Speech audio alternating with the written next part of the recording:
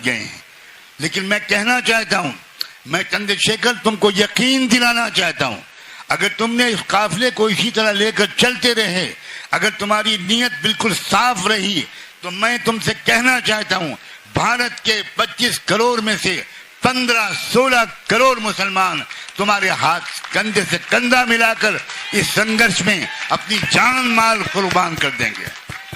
क्या भारत का इतिहास जिसने पढ़ा है, क्या वो इसमें कोई संदेह कर सकता है कि भारत की आजादी की लड़ाई में मुसलमानों की आबादी के कम होने के बावजूद सबसे ज्यादा शहीदों की संख्या मुसलमानों की है, सबसे ज्यादा बलिदान मुसलमानों ने दिया है।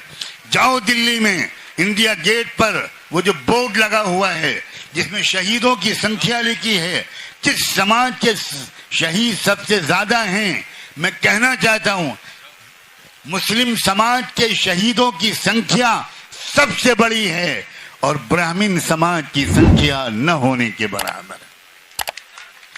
ये मनुवादी व्यवस्था, ये इस मनुवादी व्यवस्था ने ऐ दलित नौजवानों, अगर मैं दलित शब्द यूज नहीं करता, मैं आमतौर पर शेड्यूल कास्ट बोलता हूं जो संविधान का शब्द है, लेकिन मैं चूंकि आमतौर पर लोग दलित बोलते हैं इसलिए आज पसंद न करने के बावजूद कह रहा हूं, मुसलमानों के खिलाफ इस मनुवादी मानसिकता के जालिम लोगों ने तुमको इस्तेमाल किया है। बताओ ये बात सच है कि नहीं? कभी आज तक किसी ब्राह्मण ने बाहर निकलकर किसी मुसलमान पर हाथ उठाया है? मुसलमान, वो ब्राह्मण तुमको भड़काता है, वो ब्राह्मण तुमको मिसगाइड करता है, वो तुम्हारे दिलों में इस्लाम और मुसलमानों से नफरत डालता है और तुम उसकी बात पर यकीन कर लेते हो। मैं उम्मीद करता हूं कि भीम आर्मी की ये तहरीक, चंद्रशेखर जैसे बहादुर लीडर, उसका वजूद और तुम्हारा उसका साथ देना ये गलतफहमियों को दूर करेगा। तुम मुसलमानों को अपना समझोगे और मैं मुसलमानों से कहता हूं इनको अपना समझो, इनको अपना समझो। ये हैं तुम्हारे नेचुरल एलाई, तुम समझो इनको, वरना तुम इस्लाम को छोड़ दो, तुम इस्लाम को बदनाम कर रहे हो।